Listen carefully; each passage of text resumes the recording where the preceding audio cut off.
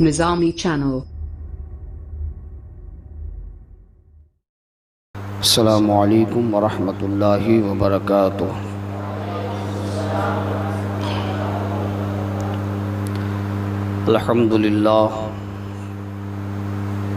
अल्हम्दुलिल्लाहि रब्बिल आलमीन वलाक़िबतु लिलमुत्तक़ीन वस्सलातु वस्सलामु अला अफ़ज़लिल अंबियाइ सय्यिदिल मुरसलीन व अला आलिहि व अस्हाबिहि व अज़वाजिहि व अहले बैतिहि व उलमाए मिल्लतिहि व औलियाए उम्मतिहि अजमाइन अम्मा बाद फ़अऊज़ु बिल्लाहि मिनश शैतानिर लईनिर रजीम बिस्मिल्लाहिर रहमानिर रहीम व अम्मा बिनिअमति रब्बिका फ़हद्दिस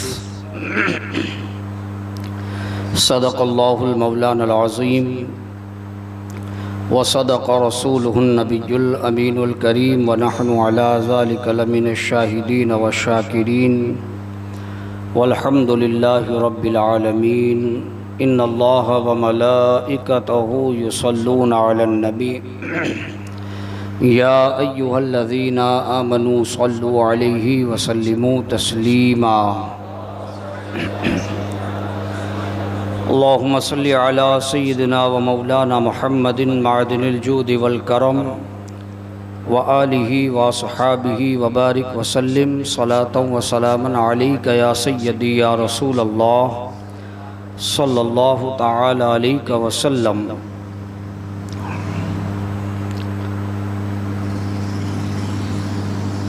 हर साल की तरह इस साल भी परवरदिगार आलम जल्ल शानहू ने करम फरमाया और हमारी ज़िंदगी में एक और रबीउल नूर शरीफ की बहारें हमें नसीब हुई। अल्लाह का जितना करम माने, जितना एहसान और शुक्र अदा करें, यकीनन कम है कि उसने अपने आखिरी नबी अपने हबीब जनाब मोहम्मद रसूलुल्लाह सल्लल्लाहु ताला अलैहि वसल्लम की उम्मत में पैदा फरमाया और सिर्फ उम्मत में पैदा नहीं किया बल्कि अल्लाह तबारक व ताला ने ईमान वाला बनाया। ये करम वाला एक करम है। और जैसा कि मैं अभी आया, मुझे बताया कि कल मौलाना यूसुफ साहब ने इस बात का ज़िक्र किया कि हर साल इस मिलादुन नबी सल्लल्लाहु ताला अलैहि वसल्लम के मौके पर अगर जलसों की इब्तिदा, मिलाद मुस्तफ़ा की महाफिल की इब्तिदा अगर कोई ज़ात करती थी तो वो शहज़ादे हुज़ूर मुफ़स्सिर कुरान हज़रत अल्लामा डॉक्टर सैयद महमूद रब्बानी दामत बरकातुहुल क़ुद्सिया की ज़ात मुबारका के नूर वाले का तज़किरा सरकार अलैहिस्सलातु वस्सलाम की महफ़िल मिलाद और हुज़ूर के महासिन और हुज़ूर के मरातिब हम जिस हस्ती से सुनते थे वो अपनी कुछ वजूहात की बिना पर तशरीफ़ नहीं ला सके, लेकिन अल्लाह की ज़ात से उम्मीद है इंशाअल्लाह अल्लाह तबारक व ताला करम फरमाएगा और इंशाअल्लाह अनक़रीब कुछ दिनों में हज़रत सूरत और कोसंबा की सरज़मीन पर तशरीफ़ लाएंगे। अज़ीज़ान गिरामी, अल्लाह तबारक व ताला के जो महबूब बंदे होते हैं वो अल्लाह के प्यारे और महबूब होते हैं। जो अल्लाह का बंदा अल्लाह वाला होता है वो अल्लाह का महबूब और मकबूल बंदा होता है। और उस महबूब और मकबूल बंदे से जिस चीज़ को निस्बत हासिल हो जाए उस चीज़ की भी रिफ़ात और बुलंदी का हम अंदाज़ा नहीं लगा सकते। अल्लाह का बंदा, अल्लाह का प्यारा, अल्लाह का महबूब होता तो है जिस चीज़ को निस्बत अल्लाह के नेक बंदों से हो जाए, जिस चीज़ को अल्लाह के महबूब बंदों से निस्बत और ताल्लुक़ हासिल हो जाए, वो चीज़ भी फिर मामूली नहीं होती, अल्लाह की प्यारी हो जाती है, अल्लाह की महबूब और पसंदीदा चीज़ हो जाती है। कुरान मुक़द्दस में अल्लाह इरशाद फरमाता है, वत्तखिज़ू मिन मक़ामी इब्राहीम मुसल्ला। कुरान की आयत मुबारका है कि मकाम इब्राहीम को अपनी जाए नमाज बनाओ। अब मकाम इब्राहीम क्या है? हम सब जानते हैं कि मक्का मुकर्रमा में काबा मुअज़्ज़मा के करीब एक पत्थर नस्ब है जिसको मकाम इब्राहीम कहते हैं। आखिर है तो सारे दुनिया में पत्थर, लेकिन इस पत्थर की अहमियत इतनी ज़्यादा क्यों हो गई कि रब कुरान में उसका ख़तीब बन रहा है। उसकी रिफ़त और उसकी बुलंदी का अल्लाह तबारक व तआला कुरान में बयान फरमा रहा है। दुनिया में सारे पत्थर, इस मस्जिद में भी पत्थर लगे हैं, मकानों के अंदर भी पत्थर लगे हैं, लेकिन उस पत्थर की खुसूसियत क्या है कि अल्लाह कुरान में इरशाद फरमाता है, वत्तखिज़ू मिन मक़ाम इब्राहीम मुसल्ला, कि मकाम इब्राहीम को जाए नमाज बनाओ। वजह क्या है?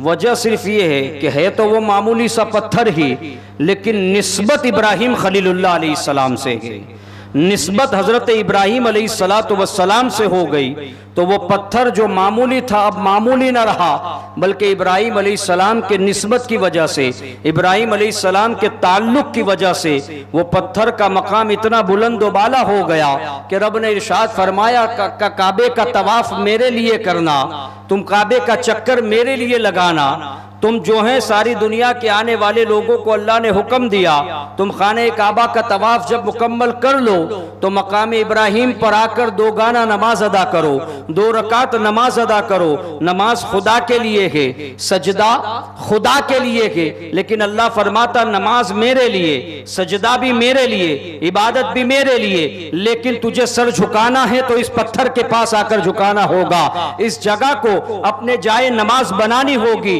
क्यों? इसलिए कि वो पत्थर हजरत इब्राहीम की निस्बत की वजह से अल्लाह की बारगाह में अजीज पहुंचा, अल्लाह की बारगाह में मकबूल हुआ। इब्राहीम अलैहिस्सलातु वस्सलाम जब खाने काबा की तामीर फरमा रहे थे तो आप उस पत्थर पर खड़े थे, हजरत इस्माइल पत्थर देते, गाड़े देते, हजरत इस्माइल अलैहिस्सलाम ये सारी चीजें हजरत इब्राहीम को देते। हजरत इब्राहीम काफी देर तक उस पत्थर पर खड़े रहे, तो उसका मामला ये हुआ कि बहुत देर तक खड़े रहने की वजह से हजरत इब्राहीम अलैहिस्सलातु वस्सलाम के कदम मुबारक का निशान उस पत्थर पर पड़ गया। वो पत्थर जो जाहिरी तौर पर सख्त था लेकिन नबी के लिए मोम बन गया। ये आपका मौजज़ा है, वो पत्थर नरम पड़ गया जिससे हजरत इब्राहीम के कदम मुबारक के निशान बन गए। और जब खाने काबा की तामीर कर रखे थे, इब्राहीम अलैहिस्सलाम दुआ करते थे, मालिक हमारी इस खिदमत को अपनी बारगाह में कबूल फरमा, मालिक तू हमारी नियतों का जानने वाला है,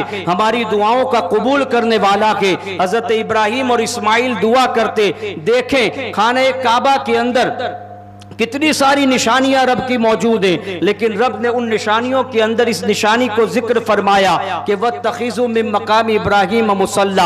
आगे इरशाद फरमाता फीही आयातुम बय्यिनातुम मिन मक़ाम इब्राहीम के कुरान मुक़द्दस में रब इरशाद फरमाता कि बेशुमार निशानियां रब की वहां मौजूद है, लेकिन उन निशानियों में से एक निशानी मक़ाम इब्राहीम के। मक़ाम इब्राहीम को यह मर्तबा क्यों मिला, पत्थर को इतनी इज्जत क्यों मिली? उसकी वजह यह है कि अल्लाह वाला तो अल्लाह वाला होता है, लेकिन जिस अल्लाह वाले से जिस चीज को निस्बत हासिल हो जाए उसका मकाम भी रब की बारगाह में बुलंद हो जाता है। मकाम इब्राहीम को बुलंद, पत्थर को मकाम इब्राहीम की निस्बत मिली, हजरत इब्राहीम की निस्बत मिली, तो उस पत्थर का मामला यह है कि कुरान में उसका खुतबा इरशाद किया जा रहा है, कुरान में उसके बारे में आयत नाजिल हो रखी है। अजीजा ने गिरामी आगे चले, ये मामला तो हजरत इब्राहीम अलैहिस्सलातु वस्सलाम का के, लेकिन जिसको ताल्लुक रसूलुल्लाह से हो जाए, जिसको ताल्लुक हबीब किबरिया से हो जाए, उसका मकाम और मर्तबा कितना बुलंद बाला हो जाता के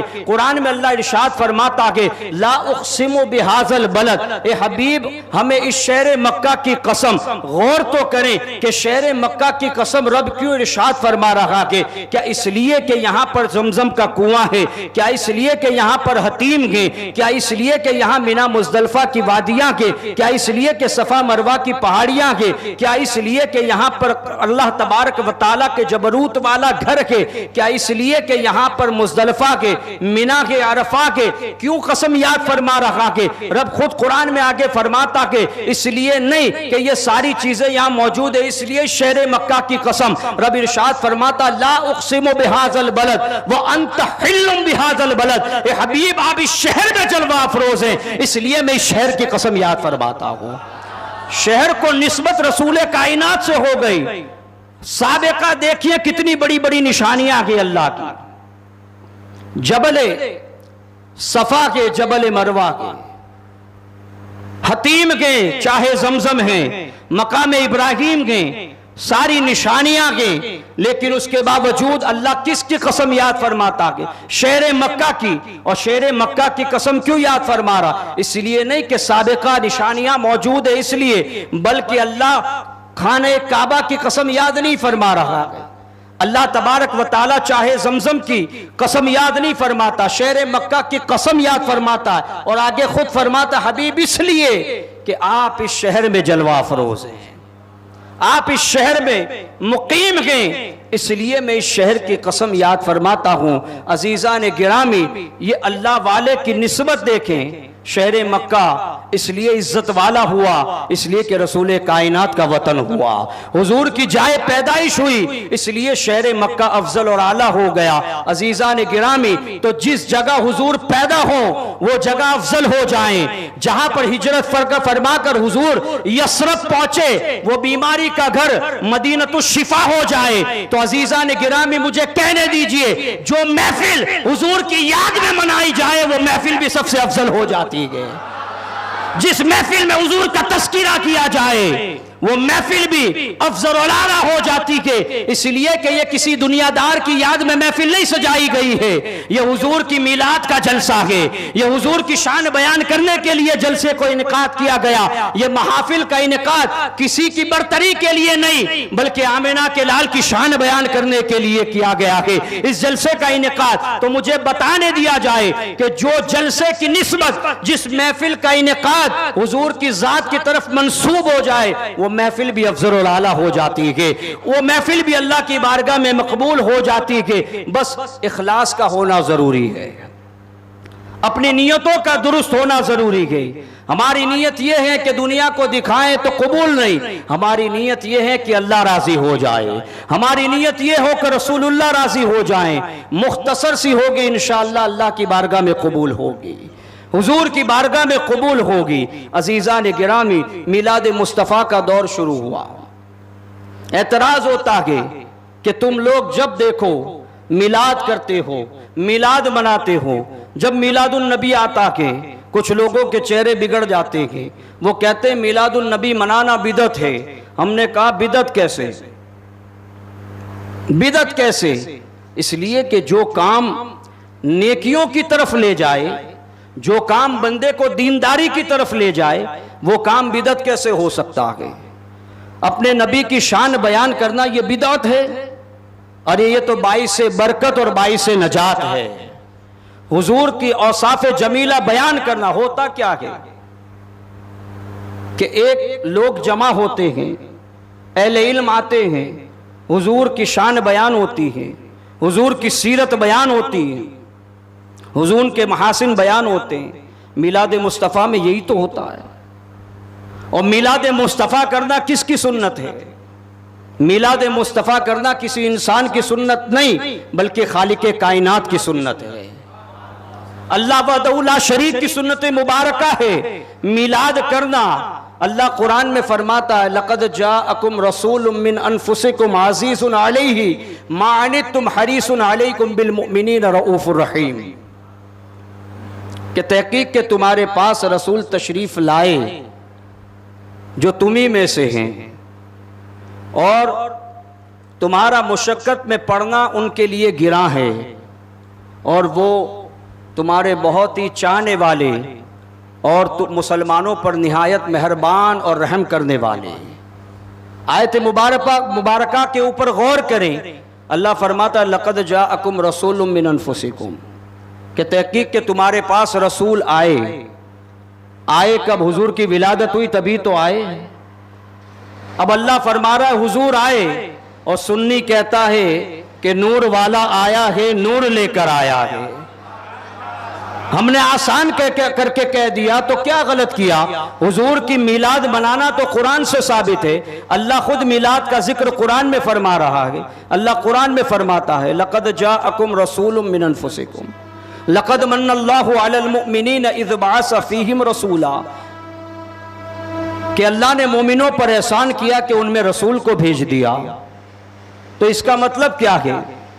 ये सारी चीजें इस बात पर दलालत ही तो करती है कि अल्लाह कुरान में रसूल पाक की आमद का जिक्र फरमा रहा है। कुरान में रब फरमाता है जब सारे अंबिया की रूहों को जमा किया, मदारिजुन नबुवा के अंदर शेख इतलाक शेख अब्दुल हक मुहद्दिस देहलवी इस बात को नकल फरमाते हैं कि अल्लाह तबारक व तआला ने जब ज़मीन और आसमान, शम्सो कमर को पैदा किया तो नूर मोहम्मदी के बाद अल्लाह ने अनवार अंबिया पैदा किए। जब अनवार अंबिया पैदा किए, सारे अनवार अंबिया अनवार रिसालत के सामने पेश किए गए। जब हुजूर अलैहिस्सलातु वस्सलाम का नूर आया अनवार अंबिया के सामने, तो सारे नबियों के अनवार मध्यम पड़ गए। हुजूर के नूर का उजाला ऐसा था।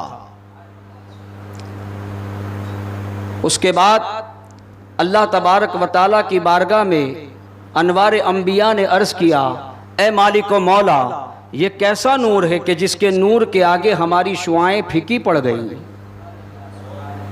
जवाब आया कि अनवार अंबिया, ये आखिरी नबी मेरे हबीब मोहम्मदुर रसूलुल्लाह जो आएंगे उनका नूर है। अल्लाह हुजूर का तस्किरा नहीं फरमा रहा, हुजूर ही का तस्किरा हो रहा है कि आखिरी नबी जो आएंगे ये उसी का नूर है। और उसके बाद अल्लाह तबारक व तआला ने फरमाया कि अगर ये तुम्हारे ज़माने में आए, वही ज़ख़ज़ल्लाहु मीसाक़न नबिय्यीन, इसी आयत के तहत शेख इतलाक ने इस बात को लिखा है कि तुम्हारी नबूवत और रिसालत के चर्चे चल रहे हों, तुम्हारा दौरे रिसालत चल रहा हो, उस वक्त मेरा ये नबी आए तो तुम इन पर ईमान ले आना और इनके मददगार बन जाना। तुम इन पर ईमान ले आना और इनके मददगार बन जाना। अजीज़ा ने गिरामी, मैं पूछना चाहता हूं, क्या ये मिलाद मुस्तफ़ा का बयान नहीं तो क्या है? अगर सुन्नी आका अलैहिस्सलातु वस्सलाम की आमद के दिनों में हुजूर की महफिल मिलाद के जलसे का इनेकाद करे तो कौन सी बिदअत का काम कर रही? बल्कि ये तो बाइस बरकत है, ये तो रहमत हासिल करने के जरिए है, हुजूर को राजी करने का वसीला और जरिया ये है कि हम हुजूर की मिलाद मनाते हैं। हदीस पाक में आता है, हजरत अब्दुल्ला इब्न अब्बास रदी अल्लाह ताला अन्हु फरमाते हैं कि किसी ने हुजूर अलैहिस्सलातु वस्सलाम, ये तो बात हो गई कुरान पाक की, अहादीस से साबित है कि हुजूर ने अपने विलादत के बारे में खुद बयान फरमाया है। हज़रत अब्दुल्ला इब्न अब्बास रदी अल्लाह ताला अन्हु से रिवायत है कि हुजूर अलैहिस्सलातु वस्सलाम को इस बात का इल्म हुआ कि किसी ने हुजूर के नसब मुबारक पर तान किया है।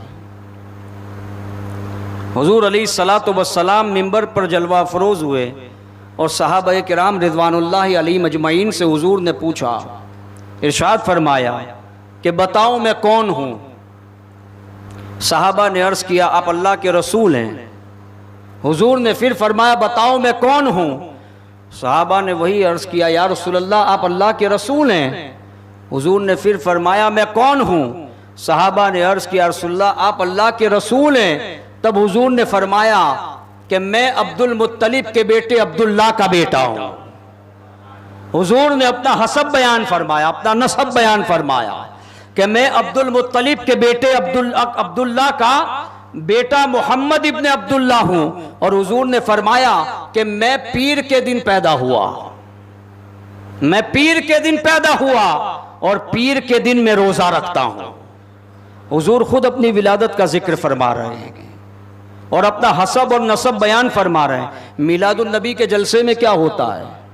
हुजूर के हसब नसबी बयान किए जाते हैं, हुजूर के महासिन और मतारिफ बयान किए जाते हैं, हुजूर की शान और अजमती बयान की जाती है। तो हम कौन सा गलत काम करते हैं? सादालू मुसलमानों को बहकाने की कोशिश की जाती है कि ये बिदात है। यकीनन ये बिदात नहीं बल्कि कारे सवाब है। शाह वलीउल्लाह मुहद्दिस देहलवी रदी अल्लाह ताला अपनी किताब में नकल फरमाते हैं कि मैं उस जगह पर गया मक्कतुल मुअज़्ज़मा में जहाँ पर हुजूर की जाए पैदाइश है। 12 रबीउन नूर शरीफ में 12 रबीउल अव्वल की तारीख थी। कौन? शाह वलीउल्लाह मुहद्दिस देहलवी। हम रब्बानियों के सिलसिले तरीक़त में बुजुर्ग हैं। हुजूर शाह वलीउल्लाह मुहद्दिस देहलवी रदी अल्लाह ताला अन्हु, अरे ये वो हस्ती हैं कि किसी भी मकतबे फ़िक्र के, मौलाना यूसुफ साहब जलवा अफरोज़ हैं, आप इनसे पूछ सकते हैं, किसी भी मकतबे फ़िक्र का आदमी उनके बग़ैर उसकी सनद हदीस आगे बढ़ ही नहीं सकती हिंदुस्तान में। देवबंदी को भी अपनी सनद हदीस के लिए जाना पड़ेगा शाह वलीउल्लाह के पास, उसके बाद ही सनद हदीस आगे बढ़ेगी। वो शाह वलीउल्लाह मुहद्दिस देहलवी जिसको अल्हम्दुलिल्लाह हम अहले सुन्नत व जमात तो अपना इमाम मानते ही हैं, ये देवबंदी वहाबी भी उनको अपना इमाम कहते हैं। शाह वलीउल्लाह फरमाते हैं कि मैं 12 रबीउन नूर शरीफ को मक्कतुल मुकर्रमा में उस मकान में पहुंचा जहां पर रसूलुल्लाह की विलादत बासआदत हुई। जब मैं वहां पहुंचा तो मैंने देखा मीलाद मुबारक की महफिल का आगाज हुआ है, महफिल मिलाद का इनेकाद हुआ है। और मैंने जब गौर किया तो उस महफिल के ऊपर अनवार इलाही की बारिशें हो रही थी। अनवार पर मैंने जब तअम्मुल किया, जब उस अनवार पर मैंने गौर किया तो मैंने देखा कि वो तो फरिश्तों की जमात है जो इस महफिल में बरकत हासिल करने आती है। अब हम किसके तरीके पर चलें, किसकी बात माने? हम शाह वलीउल्लाह की बात माने कि आज के मौलवी की बात माने?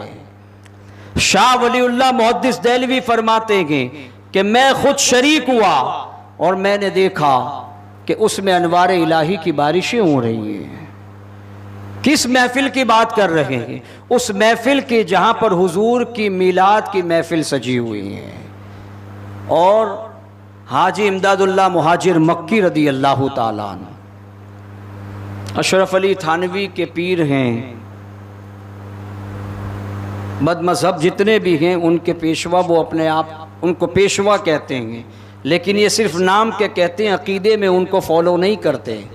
हाजी इमदादुल्लाह मुहाजिर मक्की फरमाते हैं कि फ़कीर का मशरब ये है कि वो सरकार अलैहिस्सलातु वस्सलाम की मीलाद की महफिल में शरीक भी होता है और उसको अपने यहाँ मुनाकिद भी करता है और आखिर में खड़े होकर सलात व सलाम में बड़ा लुत्फ़ अंदोज़ होता है। हाजी इमदादुल्लाह मुहाजिर मक्की ये फरमाते हैं कि जिनको ये भी अपना इमाम कहते हैं, अल्हम्दुलिल्लाह हम भी उनको अहले हक़ अहले जन्नत मानते हैं। तो ये उनके अकायद हैं, ये ख़ुद अपने बड़ों के अकायद से चोरी करते हैं। अहले सुन्नत ने कभी चोरी नहीं सीखी, बल्कि जो हमारे अकाबिरीन का तरीका रहा है हम उसी तरीके पर चलते हैं और इंशाअल्लाह मरते दम तक चलते रहेंगे।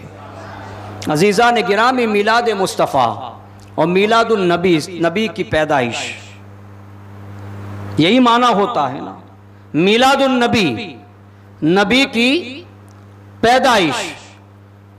अब यहाँ पर एक सवाल होता है कि पैदाइश तो हर किसी की हुई, हर औलिया पैदा हुए, हर नबी की भी पैदाइश और विलादत हुई, हम और आप भी पैदा हुए, लेकिन मिलादुन नबी में ऐसी क्या खासियत है कि हम किसी का भी मिलाद नहीं मनाते, सिर्फ रसूलुल्लाह का मिलाद मनाते हैं। हम किसी का मिलाद नहीं मनाते, न कभी हम हज़रत आदम अलैहिस्सलाम का मिलाद मनाते हैं, न कभी हम हज़रत मूसा का मिलाद मनाते हैं, न कभी हम हज़रत ईसा का मिलाद मनाते हैं, न इब्राहीम न हज़रत इस्माइल अला नबी अलैहिस्सलातु व तस्लीम का मिलाद मनाते हैं। हम किसी भी नबी का मिलाद नहीं मनाते, सिर्फ और सिर्फ नबी आखिरुज़्ज़मा सल्लल्लाहु अलैहि वसल्लम ही का मिलाद मनाते हैं। आखिर क्या वजह है? और दूसरी बात ये कि मुसलमान सब कुछ भूल गया, मुसलमान अपने असलाफ के किरदार को भूल गया, मुसलमान अपने पुराने तरीक़े को भूल गया, लेकिन इतनी सारी सदियां गुजरने के बावजूद मुसलमान कैसा भी हो अपने नबी के मीलाद को नहीं भूलता।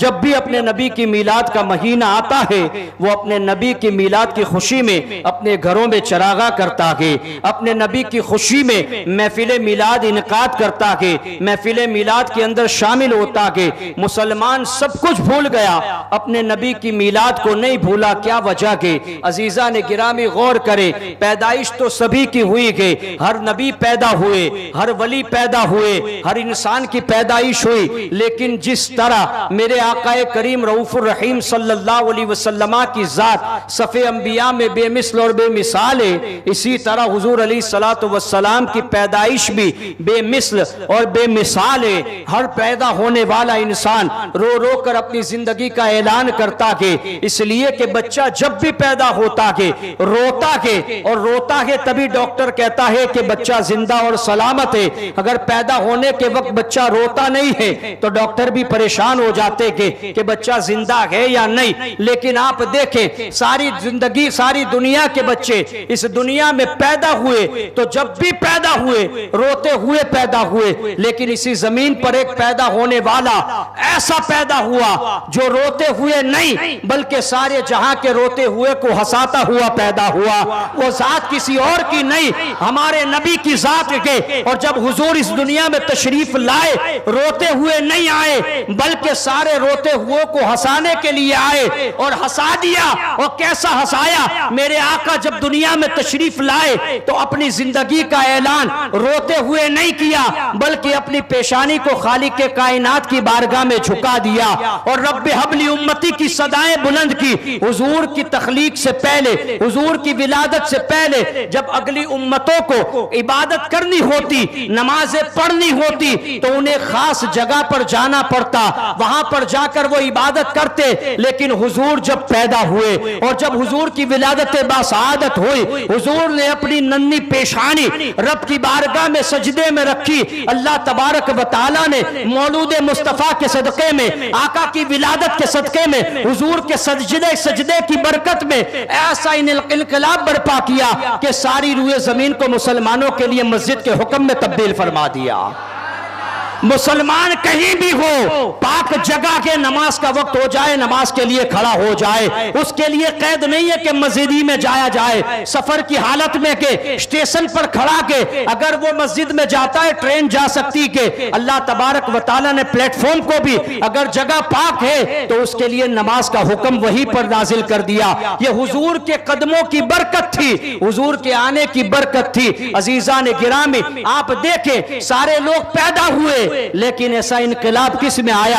हुजूर अलैहिस्सलातु वस्सलाम की विलादत से पहले जो आतिश कदे ईरान की आग हजारों साल से जल रही थी, हुजूर के पैदा होने के साथ वो आतिश कदे ईरान की आग बुझ गई। अल्लाह अकबर! कैसे कैसे खुराक आलम का ज़ुहूर हुआ, आसमान पर जो सितारे झिलमिला रहे थे। कसम खुदा की रिवायत में आता कि मौलूद की रात जिस वक्त हुजूर तशरीफ लाए, उस रात में आसमान के सितारे हुजूर के घर की तरफ झुक गए, हुजूर के घर की तरफ झुक गए और टिमटिमाने लगे। आज सुन्नियों के घर भी तो उसी सुन्नत में टिमटिमाते हैं। मीलादुन नबी का महीना आता के सुन्नियों के घर में लाइटिंगें लग जाती हैं, सीरीजें लग जाती है। पता चल जाता कि जिसके लाइट घरों की लाइटें जल रखी के उसके दिल में ईमान का नूर जगमगा रहा है, और जिसका घर अंधेरे की खाई में पड़ा हुआ के उसके दिल में ईमान का उजाला नहीं है। यही बात मीलादुन नबी इफरात और तफरीत पैदा कर देता है।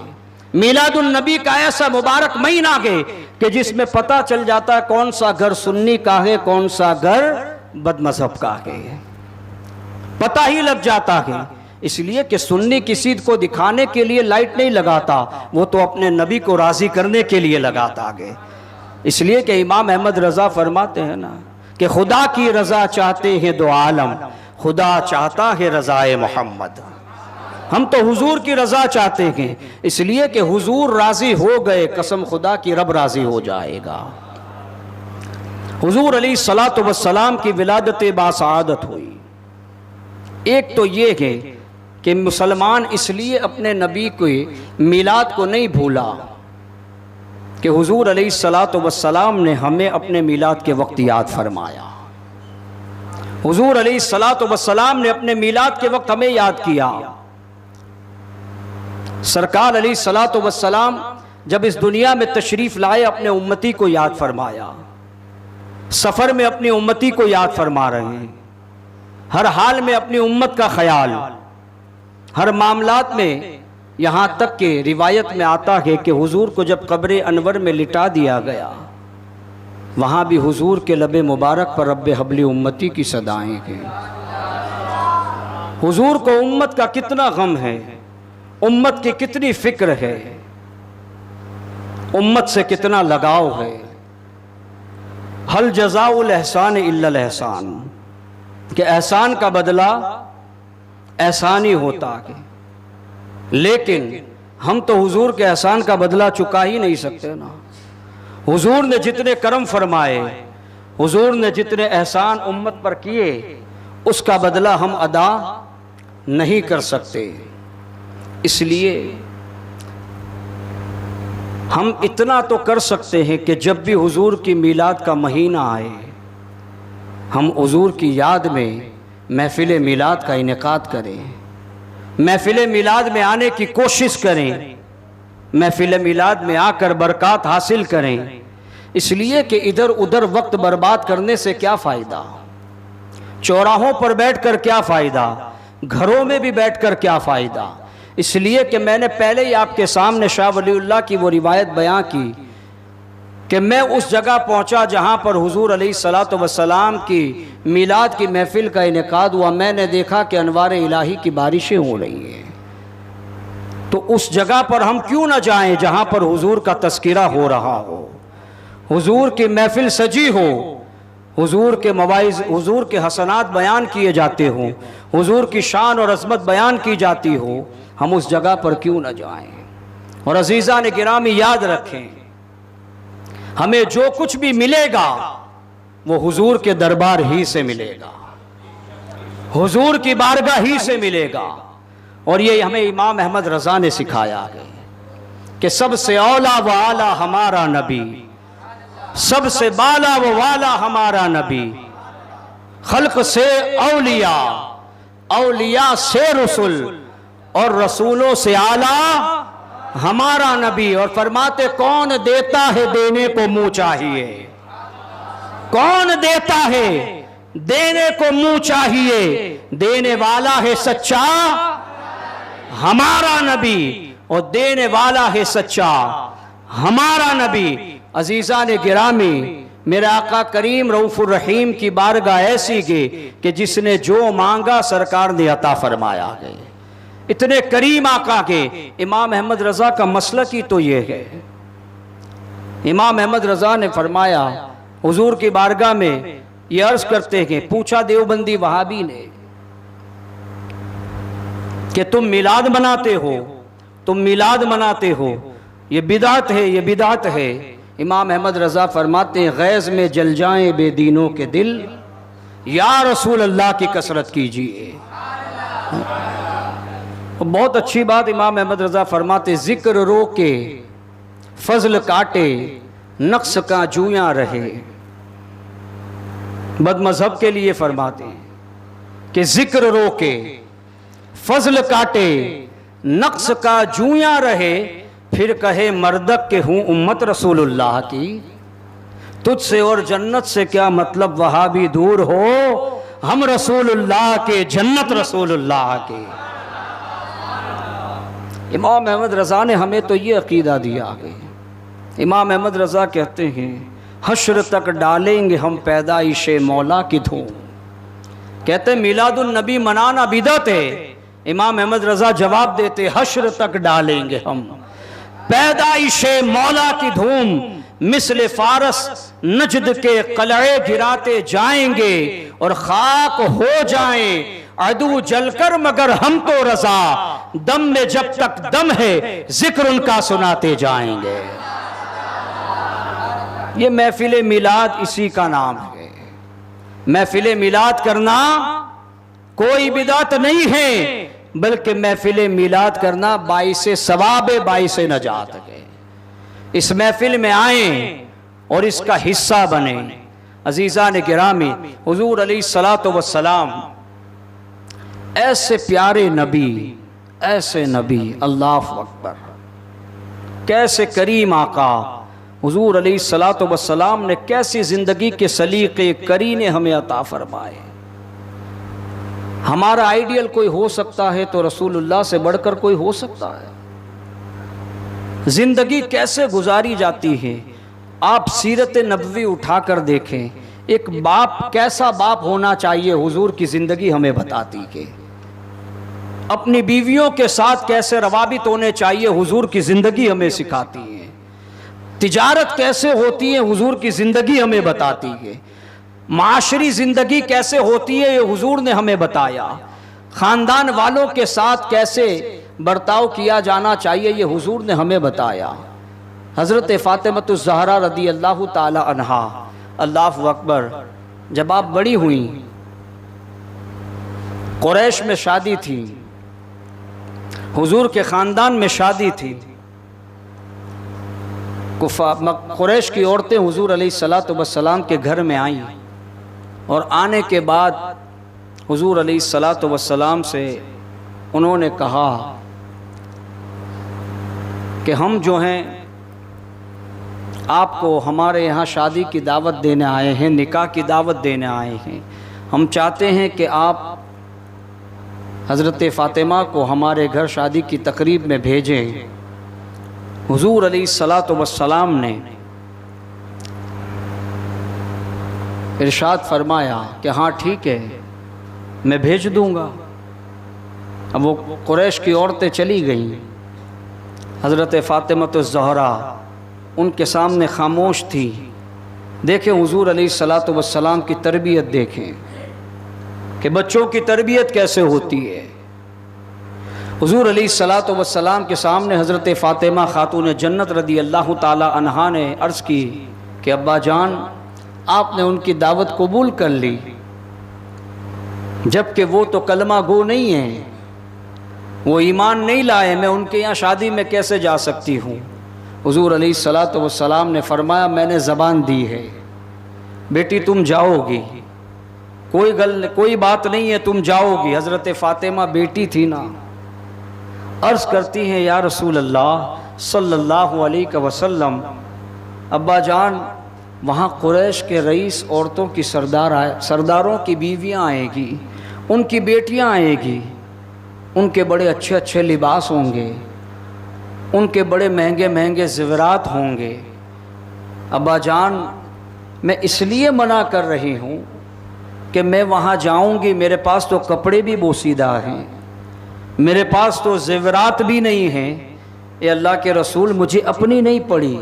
अब्बा जान अगर मैं वहाँ जाऊँगी तो वो लोग ये बातें बनाएंगे कि अपने आप को नबी कहते हैं और अपनी बच्ची के लिए अच्छे कपड़े का भी इंतज़ाम नहीं कर सकते, अपनी बेटी के लिए ज़ेवरात का भी इंतज़ाम न कर सके।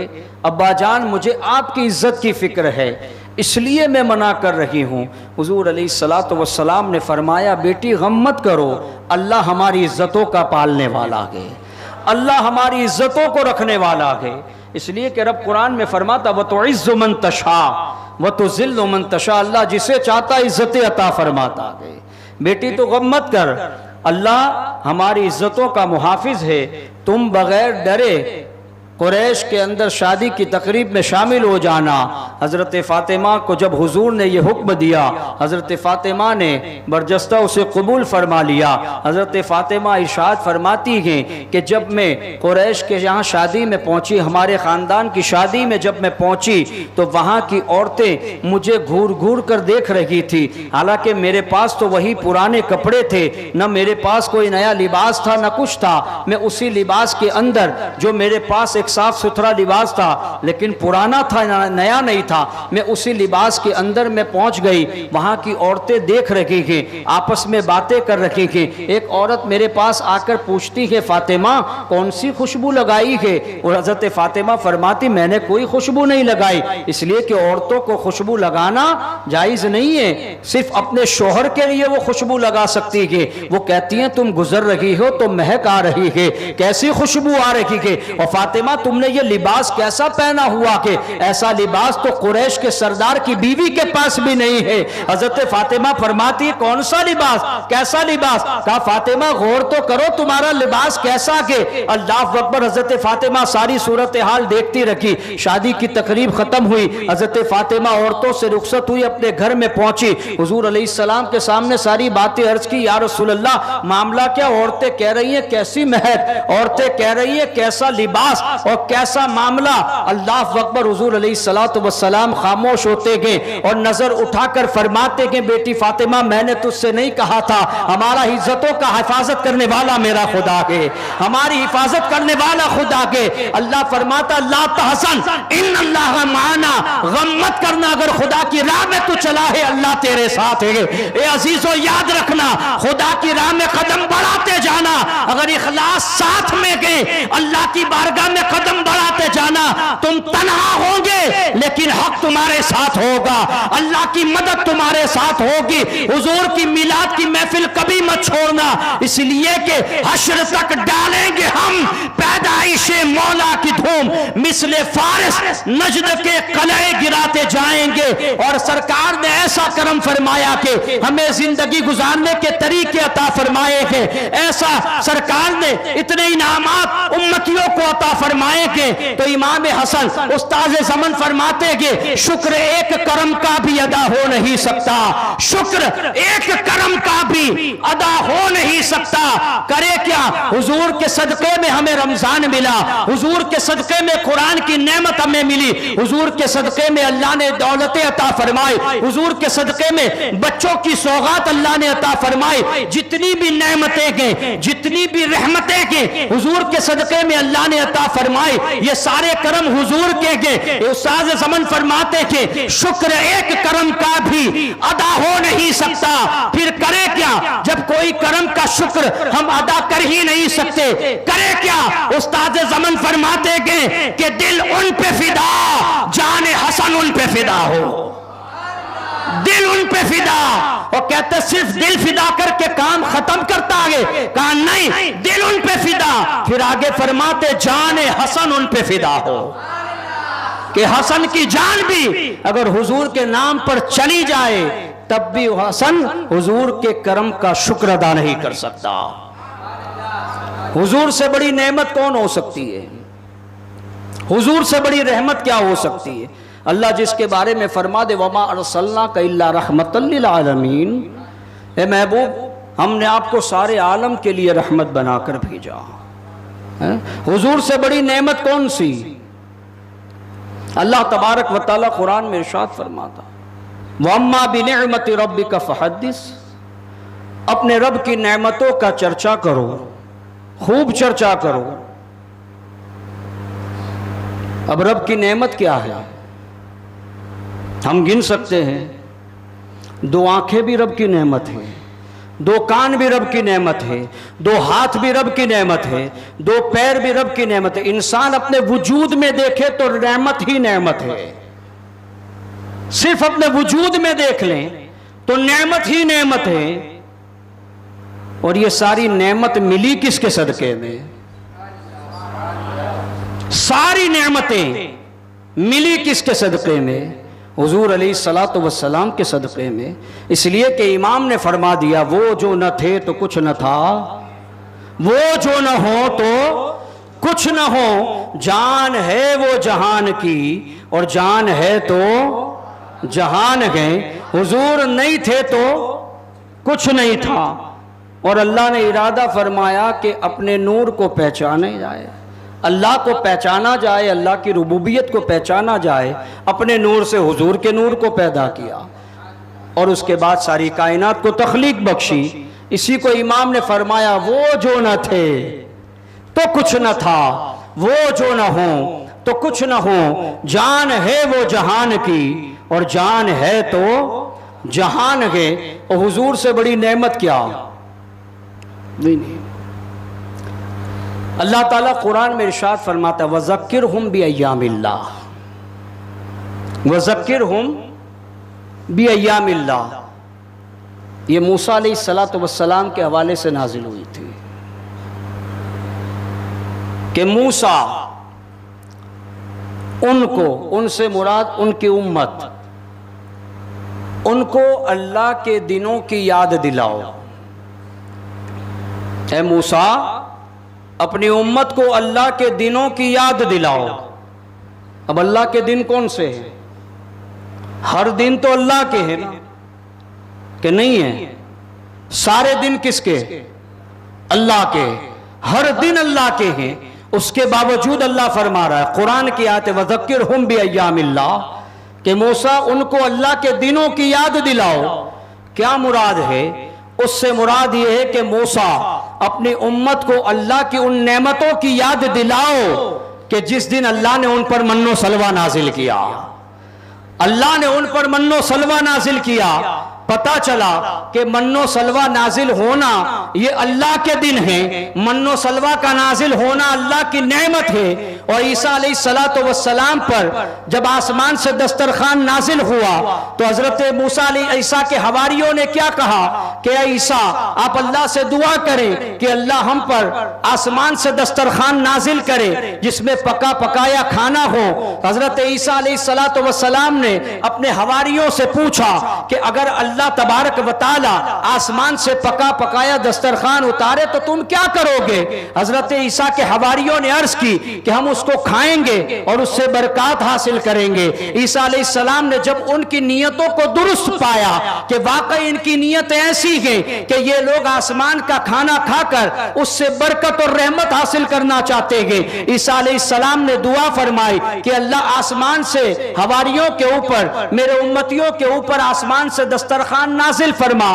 कुरान में सारा वाकया मौजूद है। दस्तरखान नाजिल हुआ और दस्तरखान नाजिल हुआ तो हजरत ईसा के हवारियों ने क्या कहा कि हम इस दिन ईद मनाएंगे, इस दिन खुशी मनाएंगे। उधर मन्नो सलवा नाजिल हुआ तो हजरत मूसा अलैहिस्सलाम से अर्ज कहा जा रहा कि ए मूसा, उनको अल्लाह के दिनों की याद दिलाओ। कौन से दिन? जिस दिन मन्नो सलवा उन पर नाजिल हुआ, अल्लाह की नेमत उन पर नाजिल हुई। इधर ईसा अलैहिस्सलातु वस्सलाम के हवारी पर जब आसमान से दस्तरखान नाजिल हुए, उन्होंने कहा जिस दिन हम पर आसमान से दस्तरखान नाजिल हुआ उस दिन हम ईद मनाएंगे। तो बताओ, आसमान से दस्तरखान का उतरना अल्लाह की नेमत है, मन्नो सलवा का उतरना हजरत मूसा की उम्मत के लिए नेमत है। तो मैं बताना चाहता हूं कि सबसे मन्नो सलवा से भी बड़ी नेमत, आसमान के दस्तरखान से भी बड़ी नेमत अगर कोई है तो रसूलुल्लाह की जात है, आमिना के लाल की जात है, हुजूर की जात है। जिस दिन हुजूर दुनिया में तशरीफ लाए, अल्लाह की नेमत बनकर आए, अल्लाह की रहमत बनकर आए, उस दिन हमें कितनी खुशियां मनानी चाहिए। अल्लाह कुरान में फरमाता है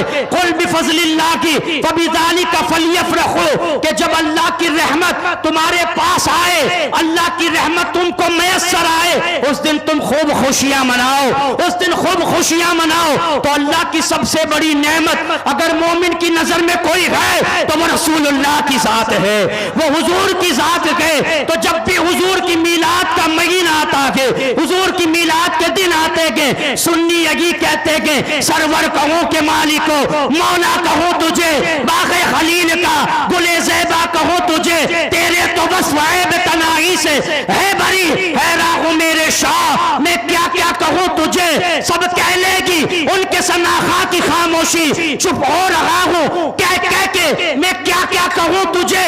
लेकिन रज़ा ने खत्मे सुखन इस पे कर दिया, खालिक का बंदा तुझे। वमा अलैना इल्लल बलाग। अस्सलामु अलैकुम व रहमतुल्लाहि।